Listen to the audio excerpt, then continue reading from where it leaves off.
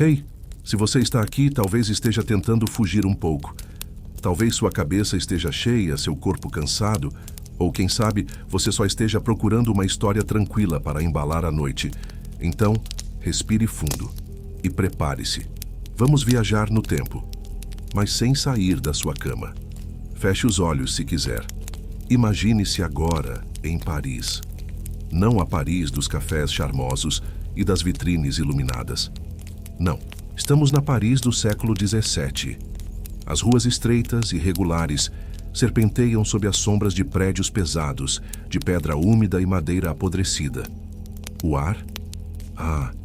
O ar é denso, carregado de uma mistura que só se pode chamar de medieval. Esterco de cavalo, vinho azedo, restos de peixe, flores secas penduradas em janelas, numa tentativa quase poética de disfarçar o inevitável. Você caminha, ou melhor, tenta caminhar desviando de montes de lixo, poças de água escura e, bom, coisas que é melhor nem nomear. Agora, imagine. É verão. O sol bate nas pedras, e com ele sobe um vapor quente e nauseante. O suor escorre sob as camadas de roupas, camadas que você não tira, porque proteger o corpo vai além da moda. É uma defesa contra o invisível. E a água? A água, meu amigo, essa que hoje você bebe com confiança, que esquenta para um banho relaxante, ou que usa para lavar o rosto pela manhã. Essa, naquela Paris, é suspeita demais para confiar. Não se iluda com fontes e chafarizes espalhados pela cidade. A maioria está contaminada, carregando sedimentos de uma rede de esgotos que ainda é mais sonho do que realidade. E mesmo que a água fosse límpida como cristal, um medo paira sobre todos. O medo das miasmas. Ah, as miasmas. Parece até nome de criatura mitológica, não é? Mas naqueles dias eram bem reais. Ou pelo menos reais o suficiente para ditar o comportamento de médicos, curandeiros e donas de casa. Médicos de chapéu de abas largas e longos casacos negros explicavam com a solenidade que só o desconhecimento pode proporcionar que os vapores pestilentos, invisíveis, traiçoeiros, surgiam da matéria orgânica em decomposição, infiltravam-se pelos poros e, pois é pronto, traziam a peste, a febre, a morte. E aqui está o detalhe. Acreditava-se que a água quente abria os poros, como pequenas portas descuidadas, expondo o corpo indefeso a esses agentes mortais. Tomar banho, só se fosse inevitável. E ainda assim, com um frio na barriga. E não só pela temperatura da água, que aliás quase nunca era quente. Imagine agora, você, numa casa de madeira rangente, com janelas pequenas fechadas para manter longe o ar suspeito da rua, está diante de uma tina de madeira escura. A água lá dentro foi carregada aos baldes, um trabalho que exigiu horas de esforço. Está fria, muito fria, e exala um cheiro de ferro e terra. Você respira fundo e pensa, será que vale a pena? Será que vale o risco? O médico local advertiu, banhar-se demais pode enfraquecer o corpo, pode desequilibrar os humores, aqueles líquidos misteriosos que, segundo a medicina da época, regulavam tudo em você, saúde, temperamento, até mesmo a sua sorte na vida. Então você hesita e decide não entrar. Em vez disso, usa um pano úmido para passar rapidamente pelo rosto, pescoço e... chega. O resto, que o perfume resolva. Aliás, não pense que estamos falando apenas dos camponeses ou das classes populares. Não. Até os nobres, os mais abastados, evitavam o banho com frequência. Luís XIV, o Rei Sol, dizia-se avesso ao hábito. Tomava poucos banhos ao longo da vida. E ainda assim, viveu até os 76 anos, uma façanha para o padrão da época. Claro, ele compensava com perfumes, muitos perfumes.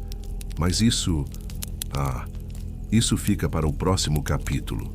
Por enquanto, quero que imagine você ali vestido com roupas pesadas, meias de lã, colete, camisa, casaco, talvez até um chapéu. Tudo isso acumulando o suor, a poeira e a história dos dias. Você sai de casa e sente aquele ar carregado. Passa por um açougue onde as carnes ficam expostas ao calor, penduradas como relíquias macabras. Depois, cruza por um beco onde um tonel de água foi virado de lado, escorrendo um líquido que nem merece o nome de água. E mesmo assim você segue, porque não há escolha. Ninguém fala sobre hábitos de higiene como falamos hoje. O conceito de limpeza é outro, muito mais ligado ao visível, remover a sujeira grosseira, a lama das botas, do que ao invisível, aos micro-organismos que só seriam conhecidos séculos depois. O banho, assim, não é um ritual prazeroso. Não é um momento de relaxamento, de autocuidado, de introspecção. Ele é, paradoxalmente, uma ameaça. E curioso, não? O que hoje alivia já foi um risco.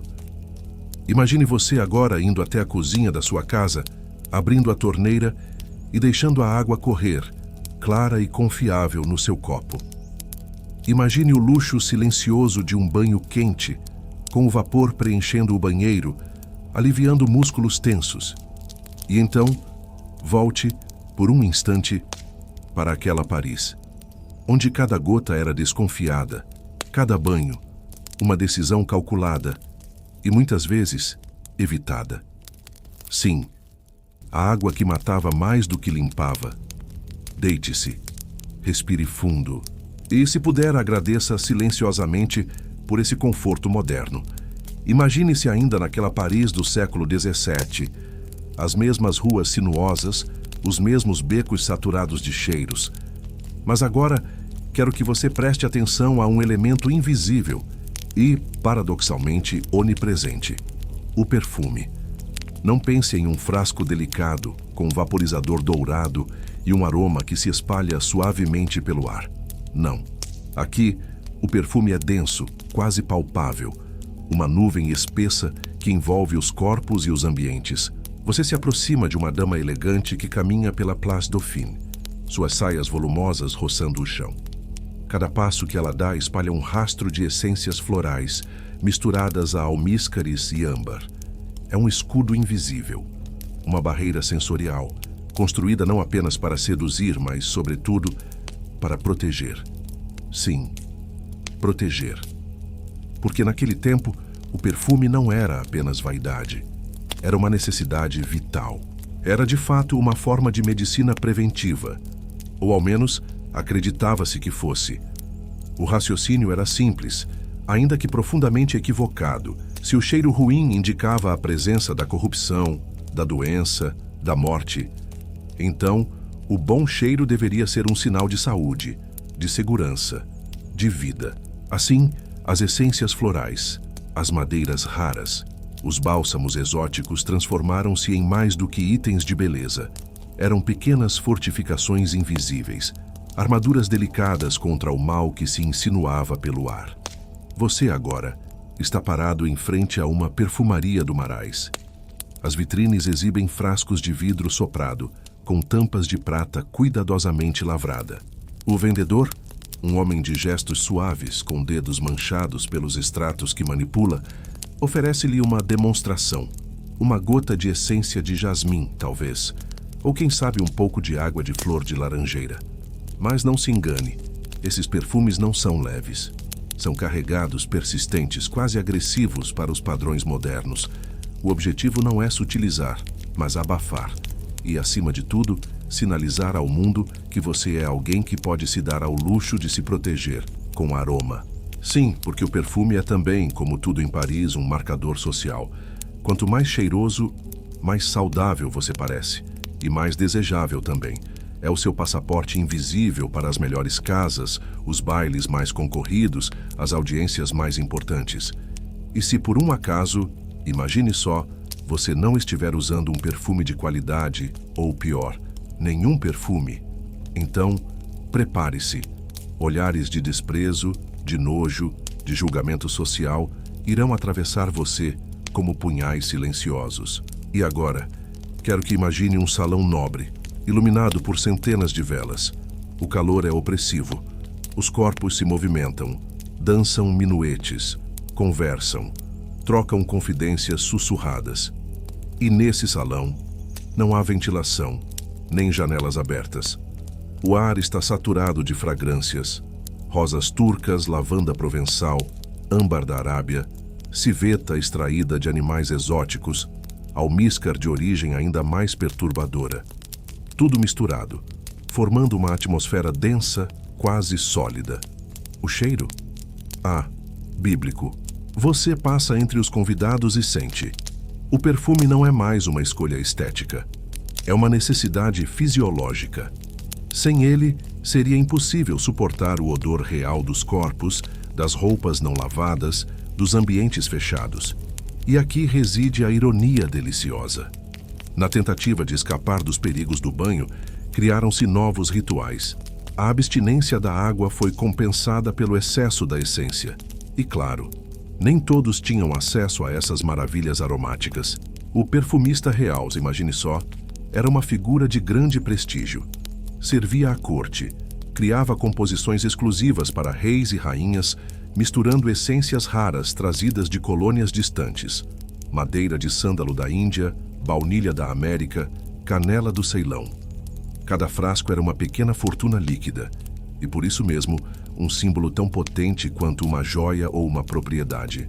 As mulheres aplicavam o perfume não só na pele, mas também nas roupas, nas luvas de cabedal, nos leques bordados, nos lenços estrategicamente dobrados.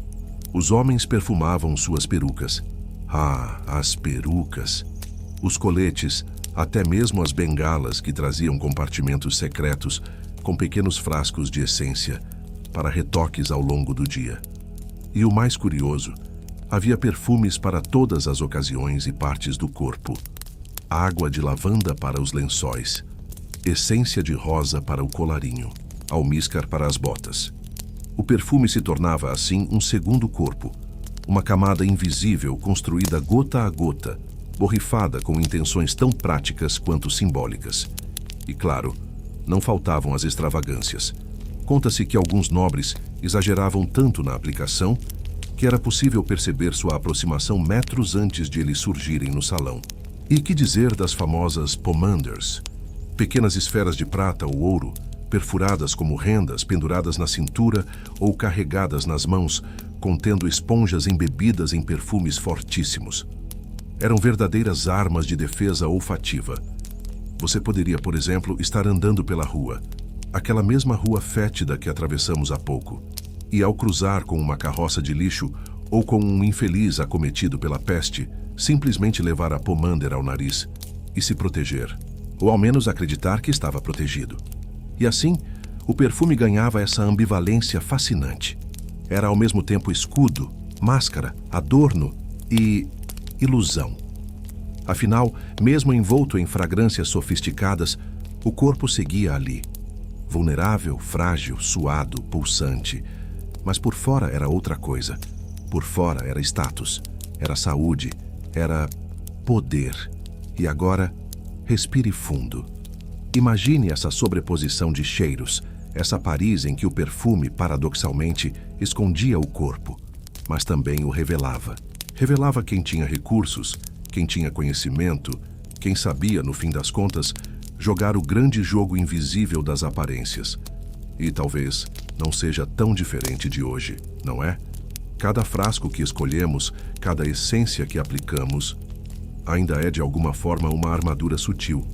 Mas por agora, apenas sinta esse aroma imaginário que paira no ar. Notas de jasmim, talvez, ou de lavanda, ou, quem sabe, só o cheiro tranquilo da sua noite. Respire e descanse. Imagine-se mais uma vez em Paris, século XVII. O mesmo labirinto de ruas estreitas, o mesmo rumor contínuo de carroças, passos apressados e vozes abafadas pelas paredes altas de pedra. Agora, porém, repare em um detalhe, discreto, mas constante. Todos carregam algo nas mãos, ou às vezes preso delicadamente ao punho, ou escondido sob as camadas de tecido. Um lenço. Sim, um lenço perfumado. Pequeno, muitas vezes bordado, cuidadosamente embebido em vinagre aromático ou em essências florais. Ele não é apenas um adereço, não é só um capricho estético. Ele é, na verdade, a sua máscara. Imagine-se andando por essas ruas, o calor do verão fazendo os odores emergirem de cada esquina. Peixe defumado, couro curtido, esterco velho e, claro, a presença incômoda e sempre temida das doenças. E então, ao virar uma rua, você vê um corpo sendo carregado, envolto em um lençol, seguido por um pequeno cortejo silencioso. A peste, talvez, ou uma febre qualquer. Mas para você não importa o diagnóstico preciso. O que importa é que ali está o perigo, o invisível, o imprevisível. Então, instintivamente, como tantos fazem, você leva o lenço ao nariz. Uma defesa simbólica, mas profundamente eficaz. Ao menos para a alma. Sente o aroma familiar do vinagre dos 4 ladrões. Uma mistura famosa de ervas aromáticas, alecrim, arruda, lavanda e sálvia. Dizem que protege. Dizem que purifica o ar ao seu redor. E mesmo que ninguém saiba exatamente como, você acredita. E isso basta.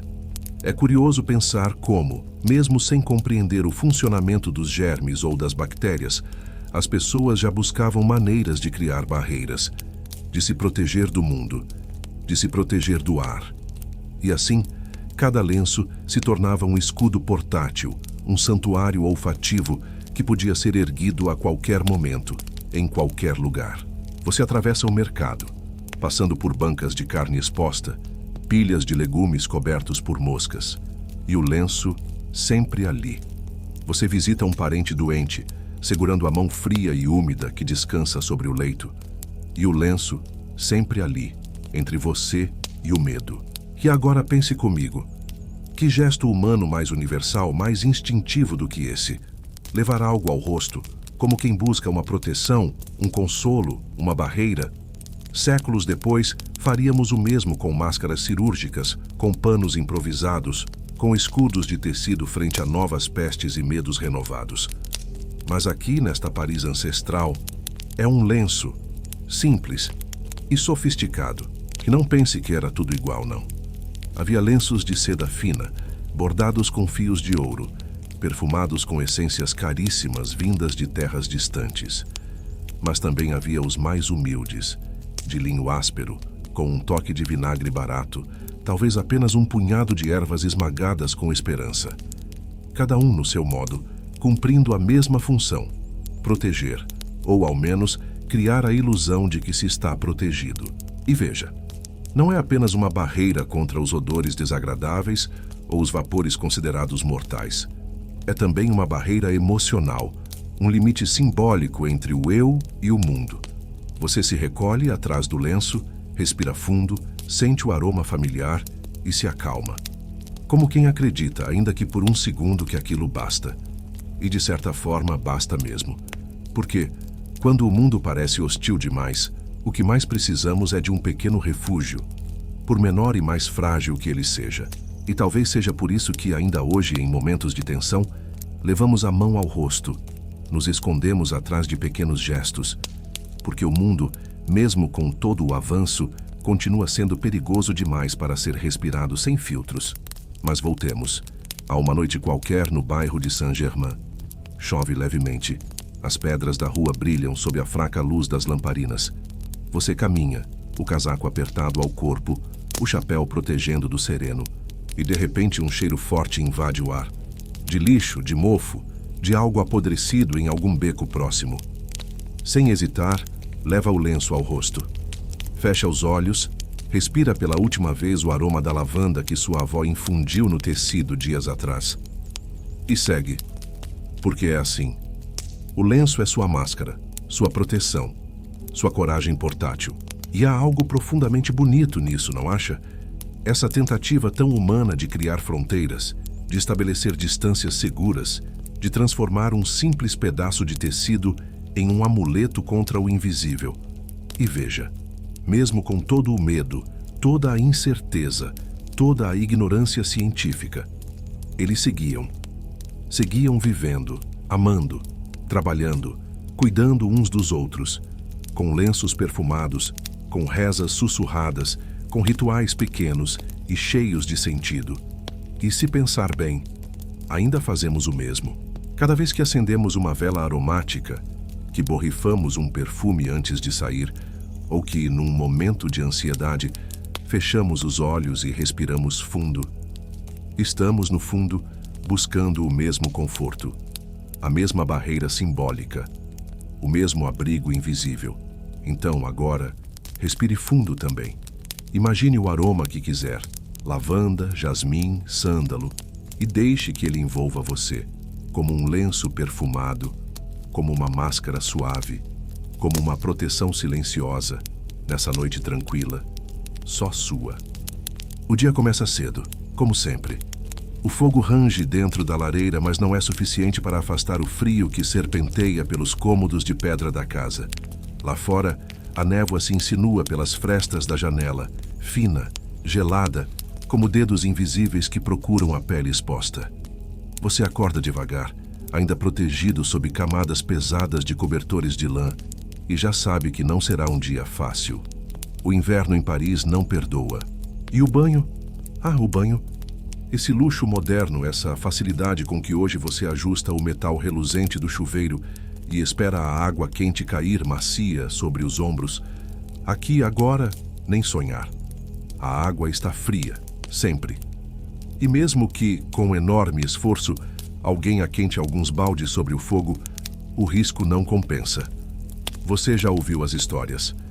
O calor abre os poros, disseram os médicos, e os poros escancarados como portas sem trancas são um convite para os vapores pestilentos que flutuam por aí, invisíveis e traiçoeiros. Não, melhor não. Melhor seguir como todos seguem, com as roupas que cobrem, protegem e acumulam. Porque veja, despir-se completamente num dia como esse é um ato de coragem, ou de insensatez. O ar, ao tocar a pele, morde. A água, se encostar no corpo, queima. Mas de frio. Você se limita, então, a gestos contidos. Um pano úmido para o rosto, talvez. Um pouco de água sobre as mãos, esfregadas com vigor. O resto, deixe que o perfume resolva, que as roupas escondam, que o tempo leve. E assim, você se veste, camada após camada. Primeiro a camisa, de linho áspero e engomado, depois o colete, as calças, a sobrecasaca pesada, o lenço amarrado ao pescoço. Cada peça um escudo, uma armadura contra o frio e contra o mundo. E ao sair, você sente o vento cortar a pele exposta do rosto como navalhas invisíveis. Os dedos doem, endurecem, enquanto você atravessa a rua com passos firmes, desviando das poças congeladas, das pedras escorregadias. Mas o frio não é o único motivo pelo qual evitar o banho parece uma escolha sensata. Há o medo, sempre o medo. Medo do que não se vê, do que não se entende. A ideia de que um simples banho possa abrir caminho para a doença não é apenas crença popular, mas uma recomendação médica respeitável.